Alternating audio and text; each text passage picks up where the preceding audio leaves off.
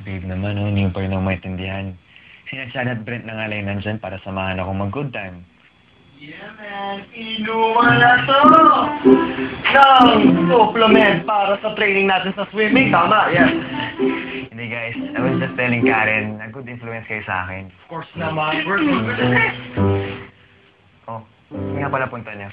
Club. House. Club Bilyar. Magbibilyar kayo. Oh, Karen, gusto sumama? No. Okay. Papasundo na ako sa driver. Are you sure? Well, sige. I'll just see you later. Thank you, Anne. Nasa munti po yung tatay ko eh. Sige, ramin ko to ah. Sabon ko yan eh. Babalik ko din. Ramin ko lang naman eh. Pags naman no. Sige. Po, nasan nga pala tatay mo? Po? Wala po. Wala po akong alam tungkol sa kanya.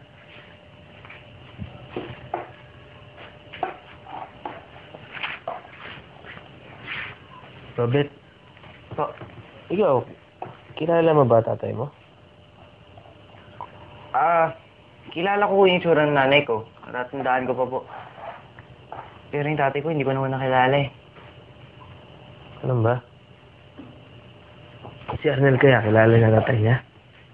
Ako tayo, Daniel. Ako na po nagsasabi sa inyo, huwag niyo na po siyang tanungin. Sigurado ako patay na. Patay na po tatay niya. Sige po, katabi na po ang pangalan. Nel. Coach. Buti may isa pa tayong pagkakataon. Buti na lang talaga po. Kasi kung hindi ko talaga mapapatawad sarili ko. Coach, sorry uli ah. Hindi ko kasi napigilan yung sarili ko. Kaya napatrouble patuloy.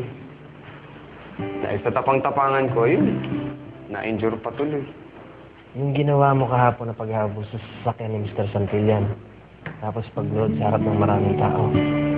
Nung hindi mo inisip yung sarili mo at ginawa mo yung sakripisyo mo para sa lahat ng taga-Boys Town yun, wala nang mas magandang tapang para sa doon. Pero sorry talaga, Coach, ah. Hindi kasi ako nakinig sa iyo. Nawalan pa ako ng disiplina sa sarili ko. Pero talaga, Coach, pangako. Gumaling-galing lang tong balikat ko. Training na talaga ako sa'yo. Tatandaan ko yan. Pangako. Anong occasion? Bakit ang dami nito? Well, you've been good to me. Eh, nahiya naman ako dahil may regalo ka sa akin kagabi. Wala naman ako ibinigay sa'yo. Sigurado ka. Ang dami naman yata nito. Nanalo din kasi ako kay Chad at Brent. Eh, I decided to use all the money to buy these. Gusto mo ba? So, galing pala to sa pera ng mga kaibigan mo. Di na nila pera. Pera ko na. Di ba I told you? I want it. Talaga lang, ha? Oo, Karen, pag-aawain mo pa natin to. Sige, hindi na. Gusto. Thank you. I love you, Arkin. I love you too. Naghanda ng merienda si Manang. Tara, kain tayo. Merienda? Oo, gutom ka na eh. Halata nga eh.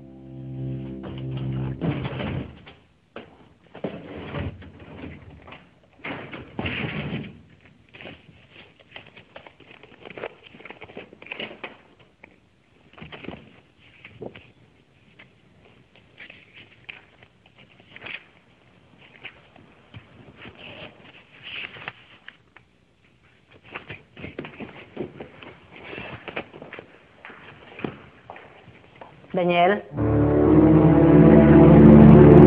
Files magmula April hanggang June ng 1992.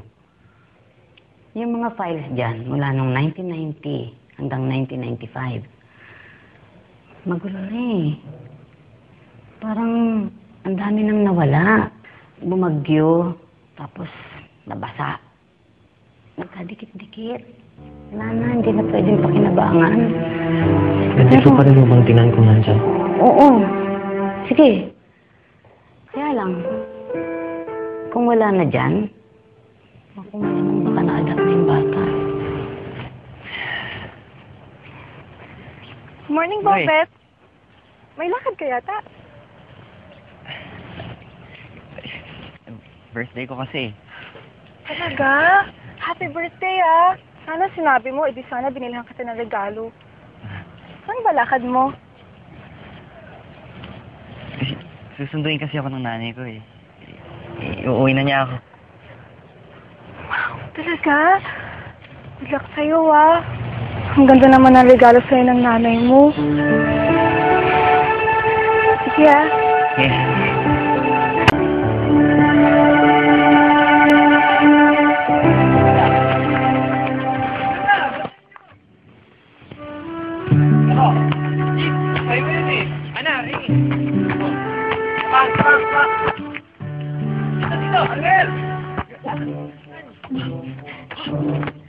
Ay, Karen. Okay ka lang? Hindi, okay lang to. Wala yun.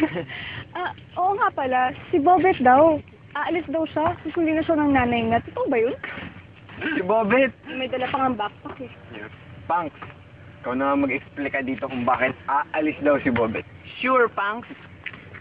Taon-taon, yan ang drama ni Bobet. Yung birthday niya, nagpupasturo siya.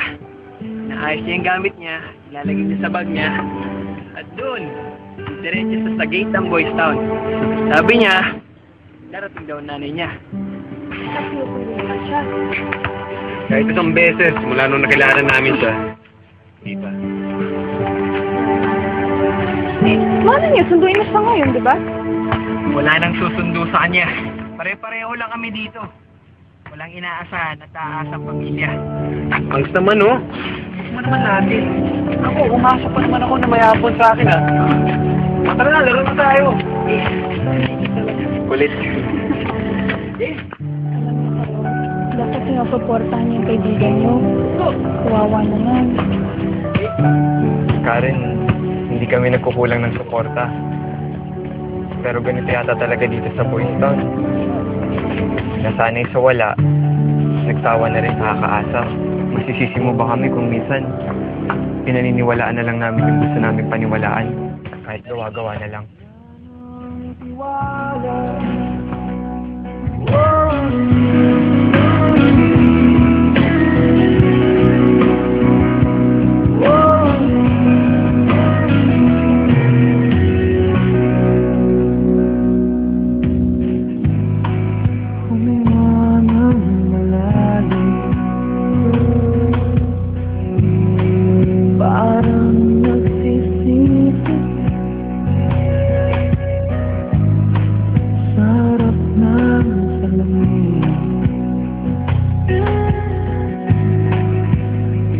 Tuwid ang sarili at kung lagi lang tayo magkakaptan, iwag na lang natin maghinginan. At di mo kayang ang iyong nararamdaman, o na magdaya ka na.